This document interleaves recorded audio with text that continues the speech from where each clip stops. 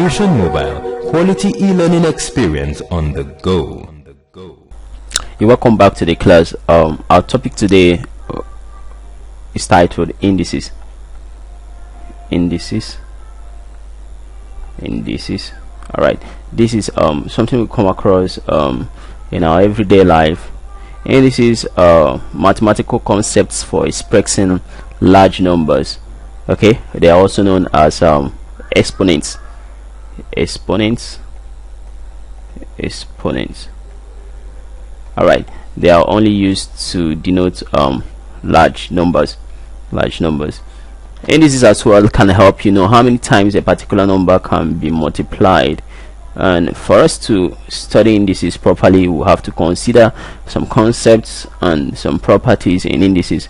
All right, below are the laws guiding the use of indices. Below are the laws.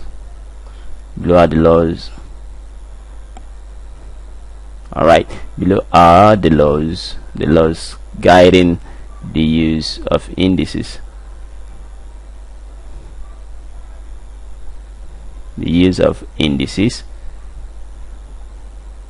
Okay, law number one states that if you have two numbers, say x raised to the power of a and another number x raised to the power of b, multiplying both themselves together, the outcome will be as good as taking the base number x and then adding the powers of the two numbers.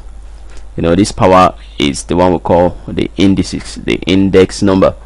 All right, and law number two states that if you have two numbers, say x having a base x and raised to the power a being divided by another number having a base x raised to the power b, all right, the outcome is as good as subtracting index a from index b. All right, and the third law states that if you have a number raised to the power 0, the outcome will always be 1. All right, we'll take another illustration for this so that we can prove this particular law properly. So how do we go about proving this, that x raised to the power 0 is equal to 1? Assuming that we have two numbers dividing, assuming we say this is x raised to the power 4 dividing x raised to the power 4 again, we can as well write this as x raised to the power 4 being divided by x raised to the power 4. I think it follows this way too. Alright, but I'm only interested on what happens during division. According to the law, it states that here becomes x raised to the power 4 minus 4. What happens? It turns to x raised to the power 0. So how do we justify that x raised to the power 0 is equal to 1? Alright, so we go back to this analogy above. Now on the next slide, the analogy there states that x raised to the power 4 all over x raised to the power 4, okay, we can write as x times x in 4 places, and then the same thing below as above, since the two of them have equal numbers. I can believe with me that when this cancels with it, this cancels, and this is off with it, and this is off with this, and this is off with this, and this is off with this, and it continues that way. And when two equal numbers cancels out, the outcome what? 1. And so that's why x raised to the power 4 all over x raised to the power 4, which can be written in another form as x raised to the power 4 divided by x raised to the power 4, which as well can be written in the form of x raised to the power 4 minus 4, which leads to x raised to the power 0 is equal to 1. I think from this proof it can be established. So therefore all we are saying is that this property exists that x raised to the power 0 is equal to 1 from the illustrations we've made so far.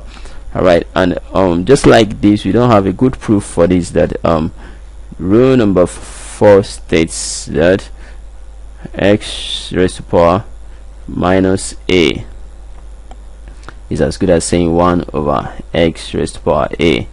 Okay, good. So we can as well make up a fifth rule by saying that x raised to the power 1 is as good as saying 1 over x.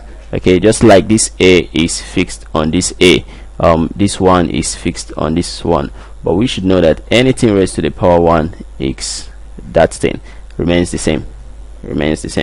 Alright, that leads us to a sixth law, and then the sixth law we can say that x raised to the power 1 is x, just like we stated previously.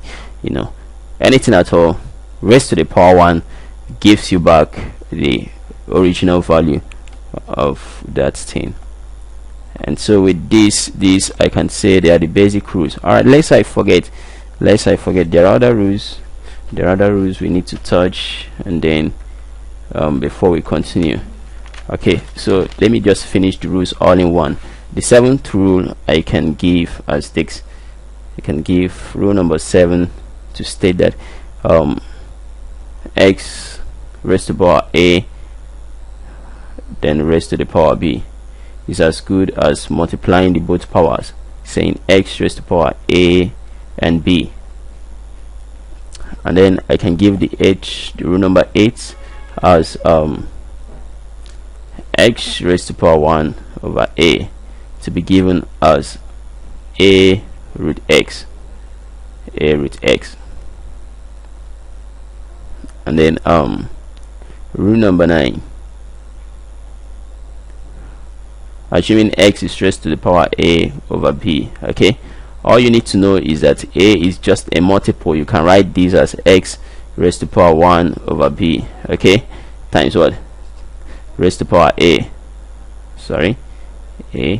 okay, good, because a times 1 gives you a. Okay, so it can be written like this. And from our previous example, you find out that x raised to the power 1 over b can be written as b root x. Okay, b root x. Okay, and then since it is still raised to the power a, okay, a comes back. Alright, having stated these rules, we can take some few examples, because these are the rules that guide indices, and then we can do some little simplifications and some applications too. Alright, so we go over to application of indices, laws of indices, applications of laws of indices.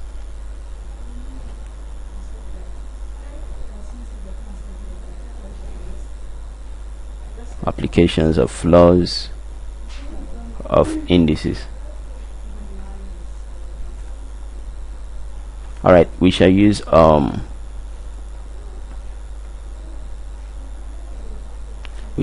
examples to carry out these applications, just like we stated. Assuming you are told to simplify the following. Alright,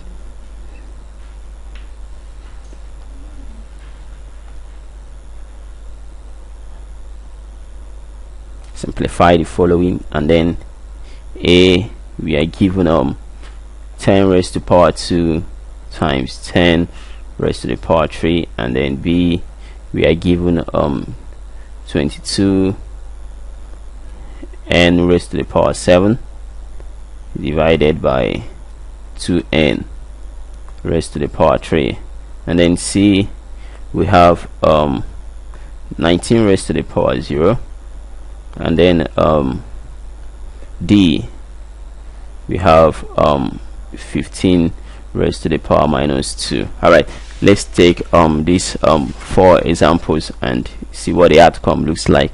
And then I can say solution A follows from rule number 1. Okay, solution A follows from rule number 1. Okay, that's rule number 1. Okay, you know, where you have two numbers multiplying. Okay, and so what does rule number 1 states? It states that a x raised to power a times x raised to power b is as good as saying add the two index numbers, and then this is not an exception. Okay, we will add the two index numbers. There are 2 and 3, and then you have 10 raised to power 5. Alright, okay, this number can be represented in indices in this form.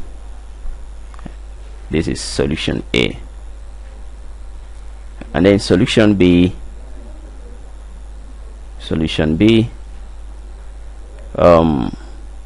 we have 22n raised to power 7 divided by 2n raised to power 3. Alright, observe carefully that the powers are not on 22 but on n. The powers here are not on 2 but on n. Alright, so using that analogy, you can say this to be equal to 22 over 2, since the powers are not on 22 and not on 2. Okay, and then having the powers n on 7, and then the division sign stands for minus 3, you know, from our rule number 2. 22 divided by 2 will give 11. 22 divided by 2 gives 11.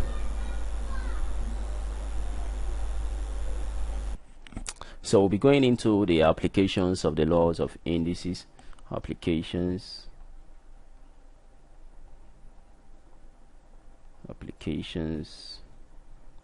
of the laws of indices.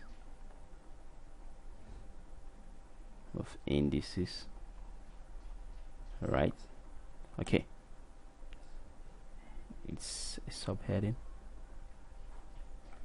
Alright, we're solving with examples, and we're taking the following example, assuming you're told to simplify the following.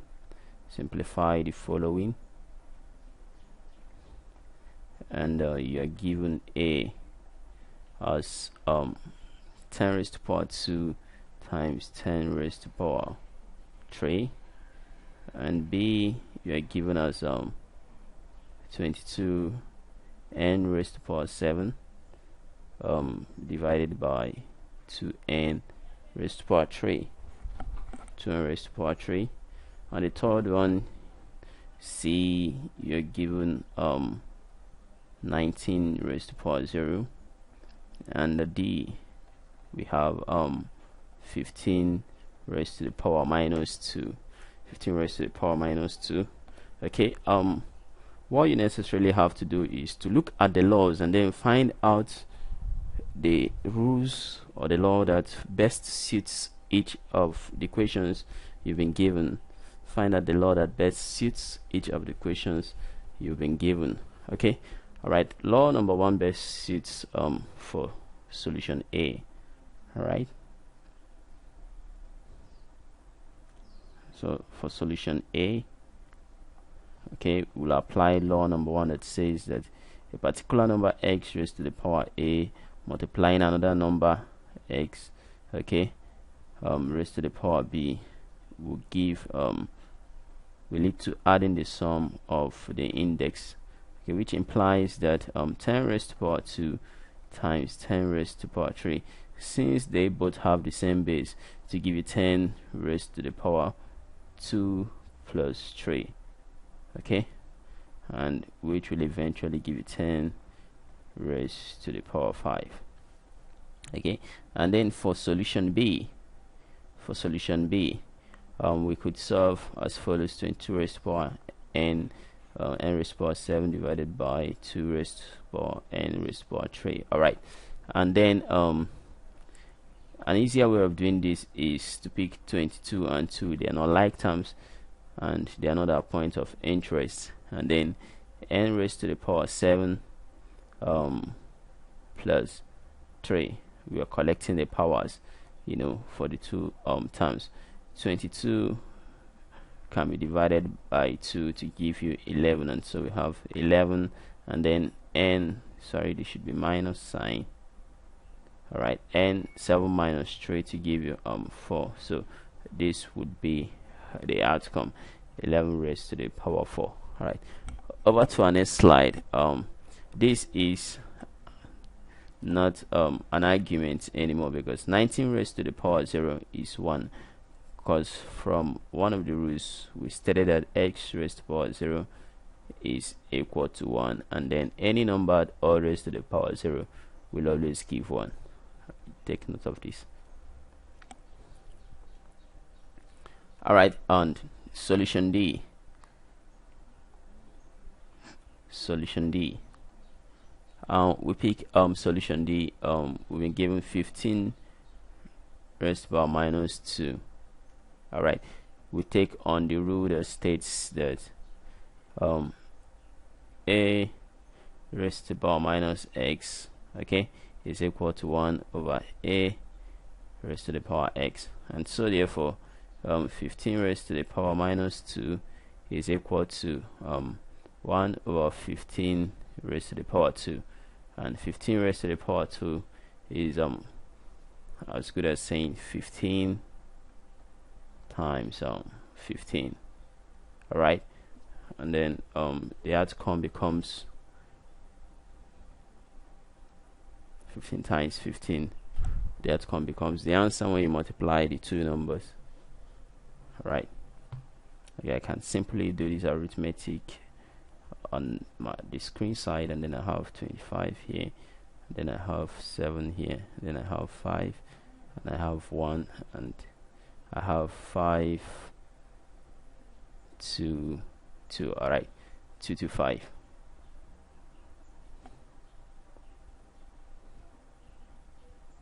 To 5.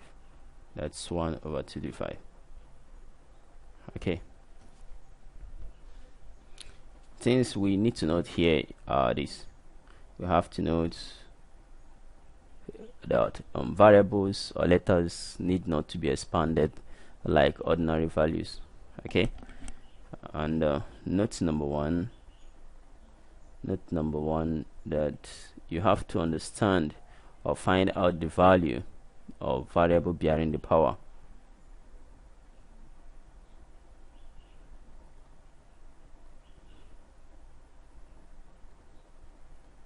Or determine the indexed value. Okay, the value where the powers are raised. Okay, it could be numbers, it could as well be letters. And number two, the second thing you have to understand here is that that variables need not to be expanded like ordinary values. Okay.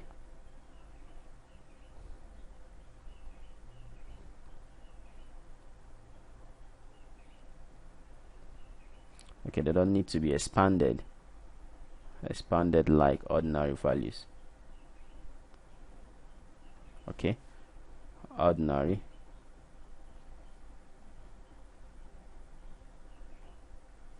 All right, and then the third thing you have to note here is that you need to always remember that any value of variable raised to the power 0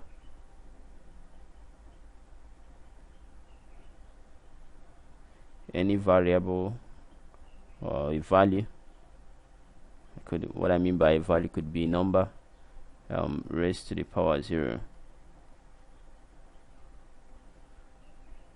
to the power of 0, the outcome will always be 1.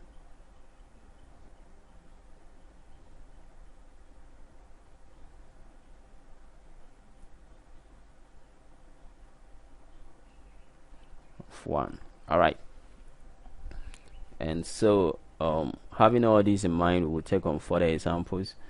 To justify the rules.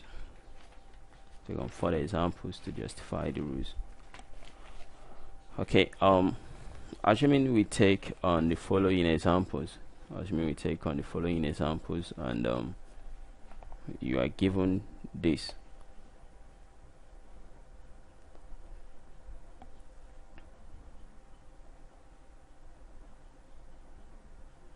Example 2,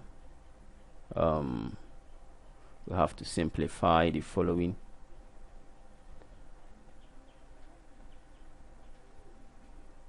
Alright, and A, you are given minus d squared raised to the power 3 being divided by d raised to the power 4 times minus d. Right, and then B, you are given this x raised to the power 3 altogether raised to the power 5, and C, you are given that y is raised to the power 4 and also raised to the power 2. Okay, all you need to find out about this is that all these have to do with different laws, and for solution A, you have two laws playing roles here. Okay, all you need to do is this d raised to the power 2. You see the two index, both the one inside and the one outside, will multiply each other, and then when 2 multiplies 3, you have 6. Alright, let's start working it out here. Okay, and then when 2 multiplies 3, you have minus d raised to the power 6, and then d raised to the power 4, times d raised to the power 1. Okay, you can write this as the index form, d and d, and then here becomes d raised to the power minus 6. Addition plays a role here, and so you have 4 plus 1, and then you have minus d raised to the power 5. Alright, and at this point you can see minus signs take on each other, and then the next line gives that d raised to the power 6 all over d raised to the power 5. Okay, and when you have division, is as good as saying d raised to the power 6 divided by d raised to the power 5, and from this line we can write that d raised to the power 6 minus 5, the index subtracting each other, and then you have d raised to the power 1. Anything raised to the power 1, it's itself. Alright,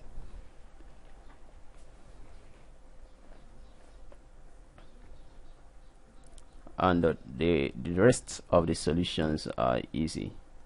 They are as easy as possible, because from solution B, you have that you have x raised to the power 3 and 5.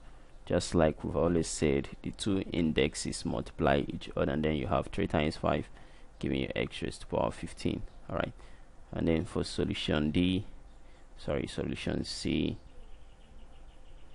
okay, you have y raised to the power 4 and another index there too. Okay, the two indexes multiply themselves, and you have 2 times 4. Okay, and then y is raised to the power 8. I think these ones are very easy, not that hard.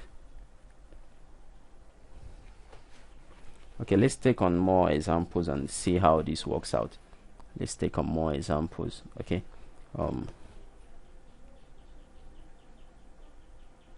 further examples, so we can have an application of all the rules we stated so far.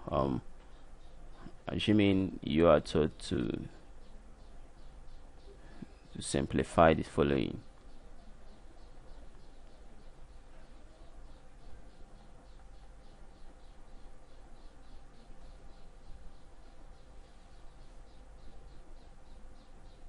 Alright,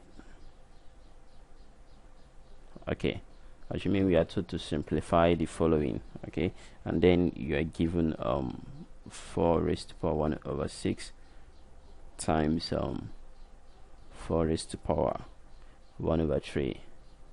Okay, and then A, and then B, you are given 16 over 81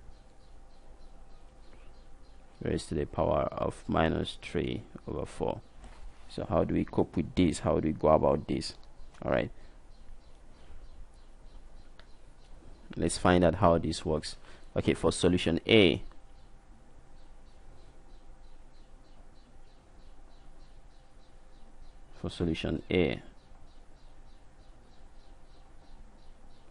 all right, here you have 4 raised to the power 1 over 6, and then 4 raised to the power 1 over 3. All right, and then the normal addition takes its place, and then you have 4 raised to the power 1 over 6 plus 1 over 3.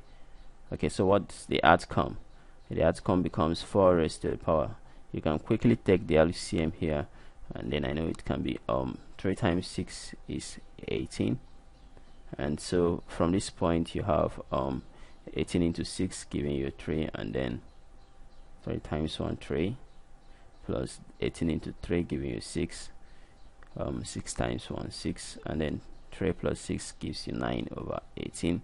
9 over 18 gives you 1 over 2. Alright, so this can be written as 4 raised to the power 1 over 2.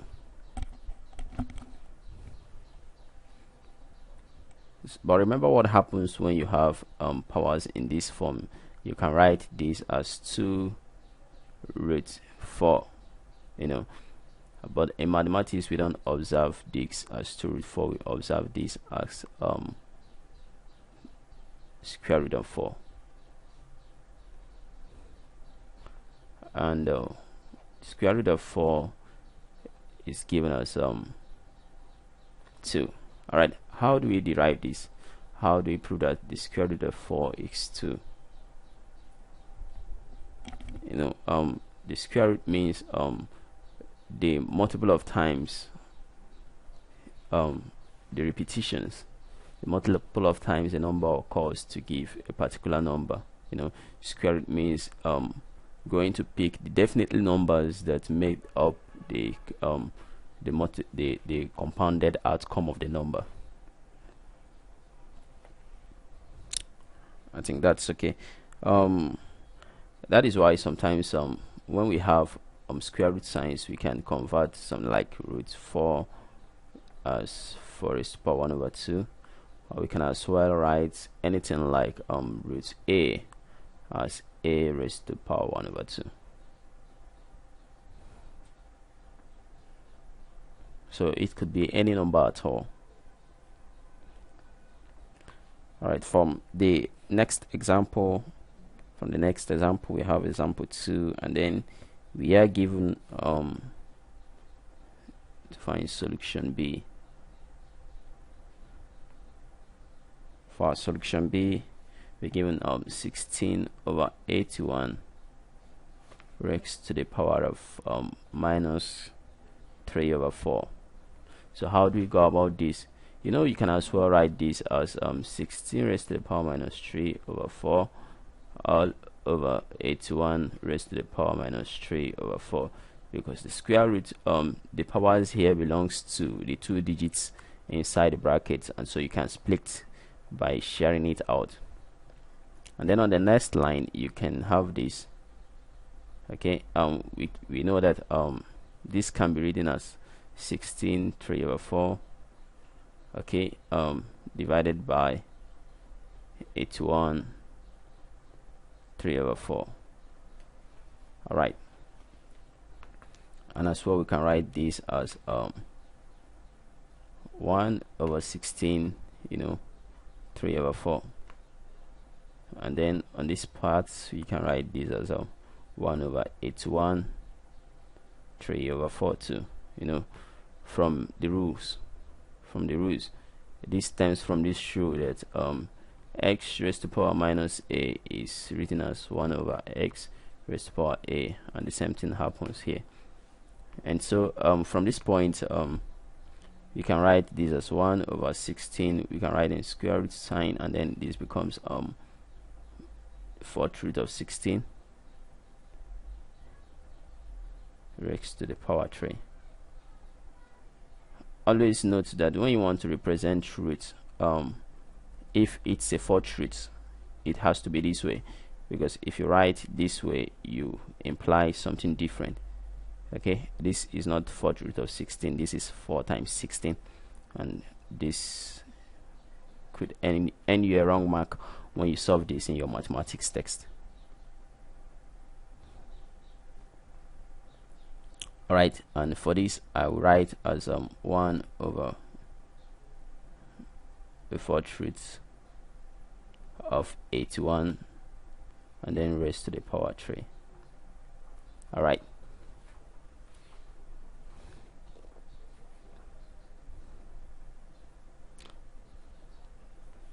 the fourth root of 16 is 2 raised to the power 4, and since it is still clear at this point, I think it's better I put an equality sign here and then I write this.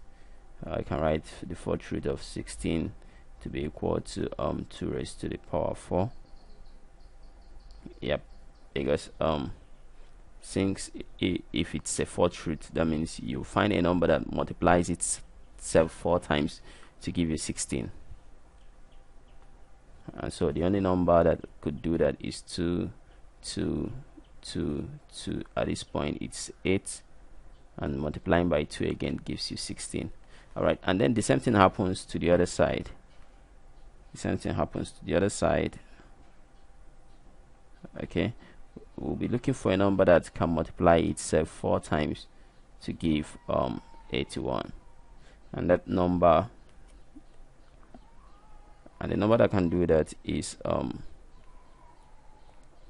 to give 81 is 3. 3 can multiply 4 times and we will have 81. Alright, over to the next slide. And so all I'm saying is in the next slide we have that fourth root of 16 is 2, and so we have this equal to 1 over 2 raised to the power 3 divided by, and fourth root of 81 is 3, and so we have 3 raised to the power 3. Alright, so at this point we have that this gives us 1 over 2 raised to the power 3 is 8, and then 3 raised to the power 3 is 27. And since we have this, we can change to multiplication, so we can cross multiply. And when you want to switch to multiplication, so you can cross multiply it, then it tells that you have to invert the other side, this side, the right hand side of the solution, and then you have instead of 1 over 27 you have 27 over 1. Alright, and then we can write the outcome as 27 over 8. Okay, alright, there are some other examples. I will have to do 2 more, and then I can state some things you need to be careful about while solving your binary operations.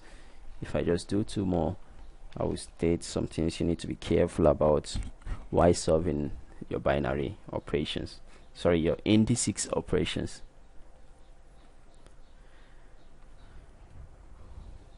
Alright, on our further examples, let's take examples 2. Example 2. Okay, example 2 will be picking two questions, and we'll round up the class here.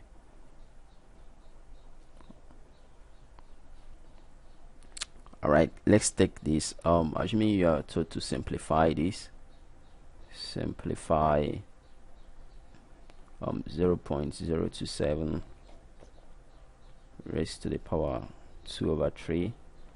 Okay, and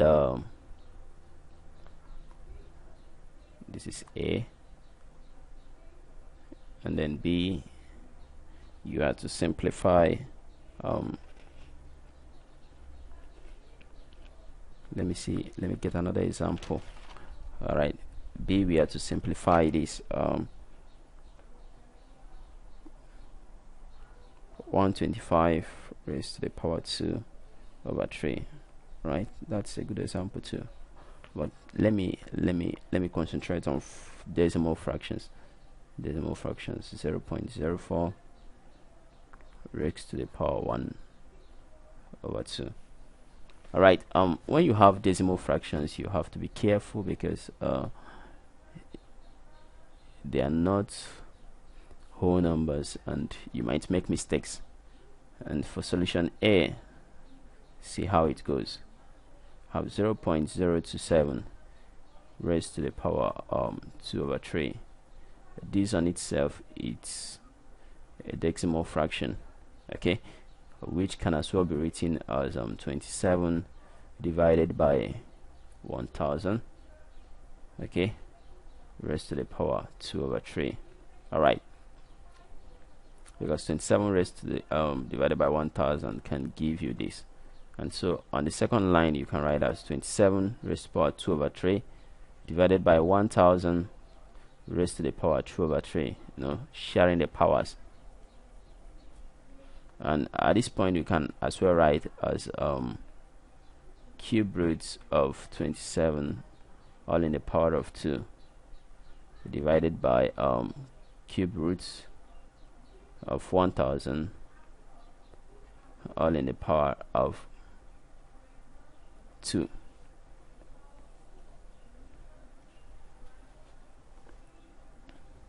All right, and from the next line, we have that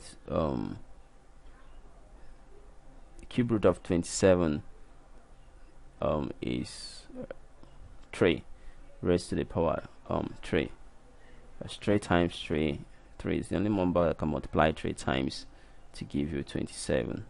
All right, and so we can write this as cube roots of 3 raised to the power 3 or raised to the power 2 divided by cube roots, and numbers that can multiply 3 times to give you 1000 is 10 times 10 times 10, okay, which give you 1000. So 1000 we can write as 10 raised to the power 3. All right, and then the 2 outside follows. You see, this sign can cancel out the whole of this sign, and then you have 3 coming out of that bracket, and then this 3 can take care of the cube root 2, and then you have 10 raised to power 2 out of the bracket. And so this gives you 3 times 3 gives you 9, and then 10 times 10 gives you 100. Okay, so if you want to take it back to fraction, you can write this as 0.09.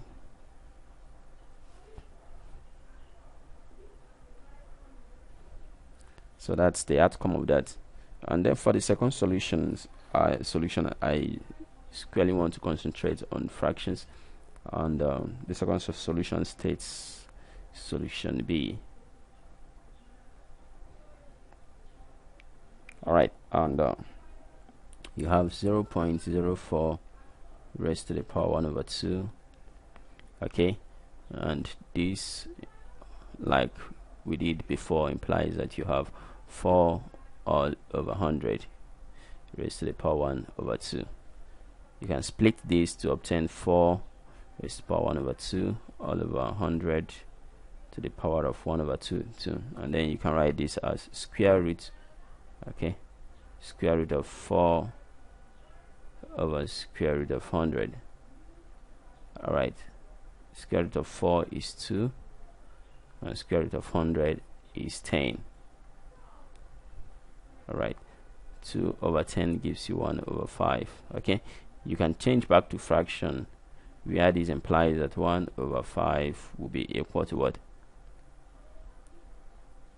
1 over 5 will be equal to 0.2.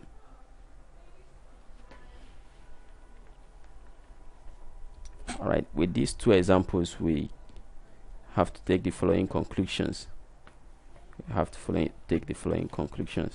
All right, note that the square root of a positive number must be positive or negative. You see, whenever you're taking square root, that is why when you see your almighty formula written as x equal to minus b plus minus square root of b squared minus 4ac all over 2a. All right, It is because of the square root sign, that is why you see plus or minus at the point, at this point of your almighty formula. And so you have to note that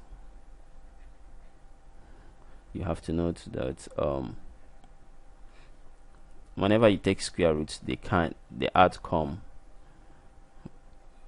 could be a positive or a negative number.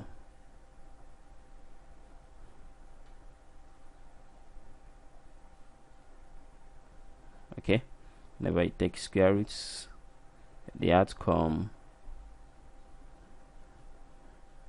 could be a positive or negative number.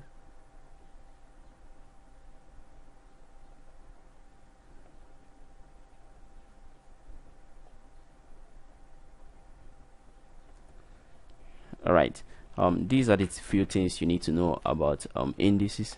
These are the few things you need to know about indices. Thanks for being part of the class. Bye.